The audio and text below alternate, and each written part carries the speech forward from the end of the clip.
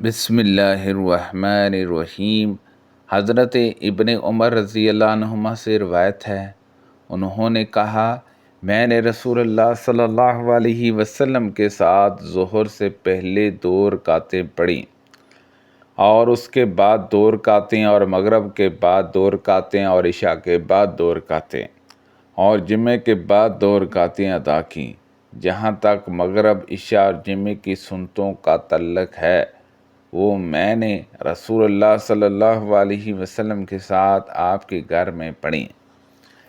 خالد نے عبداللہ بن شقیق سے روایت کی، انہوں نے کہا، میں نے حضرت عائشہ رضی اللہ عنہا سے رسول اللہ صلی اللہ علیہ وسلم کی نفل نماز کے بارے میں سوال کیا، تو انہوں نے جواب دیا، آپ میرے گھر میں ظہر سے پہلے 4 رکعتیں پڑھتے، پھر گھر سے نکلتے اور لوگوں کو نماز پڑھاتے، پھر گھر واپس آتے اور 2 رکعتیں ادا فرماتے، اور آپ لوگوں کو مغرب کی نماز پڑھاتے، پھر گھر آتے اور 2 رکعتیں نماز پڑھتے، اور لوگوں کو عشاء کی نماز پڑھاتے، اور میرے گھر آتے اور 2 رکعتیں پڑھتے، اور رات کو 9 رکعتیں پڑھتے، ان میں وتر شامل ہوتے، اور طویل رات کھڑے ہو کر اور طویل رات بیٹھ کر نماز ادا کرتے، اور جب کھڑے ہو کر قرات کرتے تو رکوع اور سجدہ بھی کھڑے ہو کر کرتے،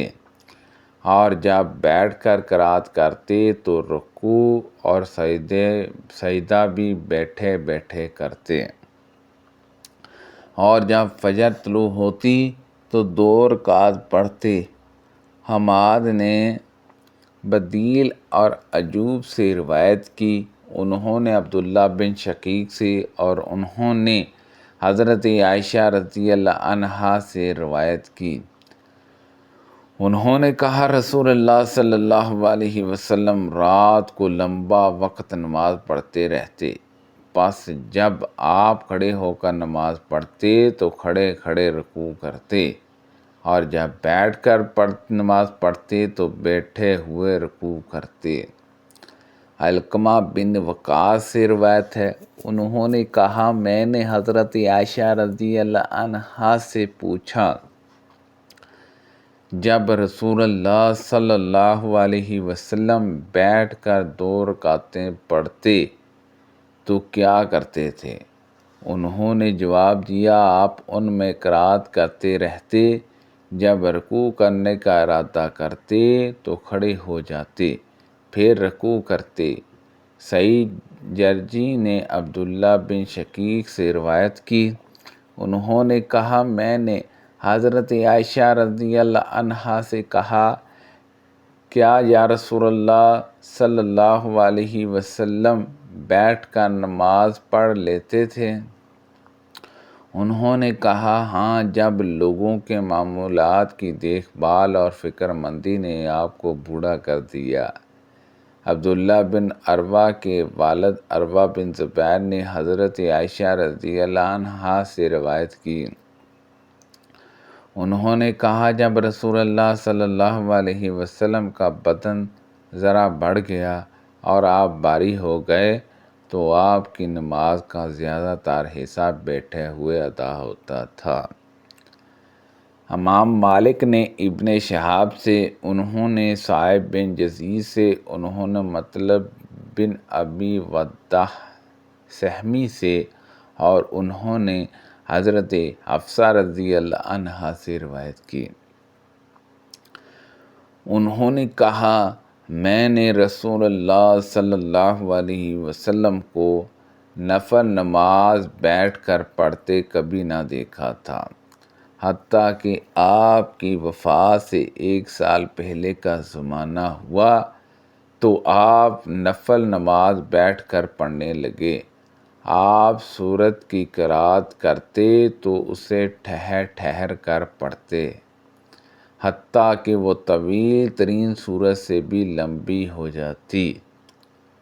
یعنی بیٹھ کر، لیکن اور بھی زیادہ لمبی نماز پڑھتے۔ جرا نے مجھے حدیث سنائی، انہوں نے منصور سے، انہوں نے حلال بن جصاف سے، انہوں نے ابو جہجیہ سے، اور انہوں نے حضرت عبداللہ بن عمرو بن عاص رضی اللہ عنہما سے روایت کی۔ انہوں نے کہا، مجھے بتایا گیا کہ رسول اللہ صلی اللہ علیہ وسلم نے فرمایا، بیٹھ کر آدمی کی نماز اجر میں آدھی نماز ہے۔ انہوں نے کہا، ایک بار میں آپ کے پاس آیا اور میں نے آپ کو بیٹھ کر نماز پڑھتے ہوئے پایا، تو میں نے اپنا ہاتھ آپ کے سر مبارک پر لگایا۔ آپ نے پوچھا، اے عبداللہ بن عمرو، تمہیں کیا ہوا؟ میں نے عرض کی، اے اللہ کے رسول صلی اللہ علیہ وسلم،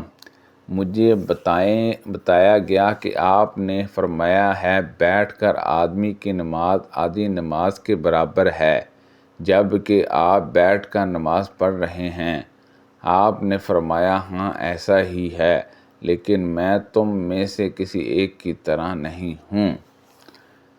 مالک نے ابن شہاب سے، انہوں نے عروہ سے، اور انہوں نے حضرت عائشہ رضی اللہ عنہا سے روایت کی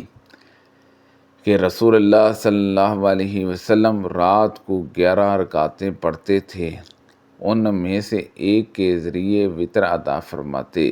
جب آپ اس ایک رکعت سے فارغ ہو جاتے تو آپ اپنے دائیں پہلو کے بل لیٹ جاتے، جہاں تک کہ آپ کے پاس مؤذن آ جاتا تو آپ 2 نسبتاً ہلکی رکعتیں پڑھتے۔ عمرو بن حارث نے ابن شہاب سے اسی سند کے ساتھ نبی اکرم صلی اللہ علیہ وسلم کی زوجہ حضرت عائشہ صدیقہ رضی اللہ عنہا سے روایت کی۔ انہوں نے کہا، رسول اللہ صلی اللہ علیہ وسلم عشاء کی نماز سے، جس کو لوگ عتمہ کہتے ہیں، فراغت کے بعد سے فجر تک 11 رکعتیں پڑھتے تھے۔ ہر 2 رکعت پر سلام پھیرتے اور وتر 1 رکعت پڑھتے۔ جب مؤذن صبح کی نماز کی اذان کہہ کر خاموش ہو جاتا، آپ کے سامنے صبح واضح ہو جاتی اور مؤذن آپ کے پاس آ جاتا تو آپ اٹھ کر 2 ہلکی رکعتیں پڑھتے، پھر اپنے دائیں پہلو کے بل لیٹ جاتے، حتیٰ کہ مؤذن آپ کے پاس اقامت کی اطلاع دینے کے لیے آ جاتا۔ سبحان اللہ عز و جل۔ اللہ پاک سے دعا ہے کہ اللہ پاک ان حدیثوں پر عمل کرنے کی توفیق عطا فرمائے۔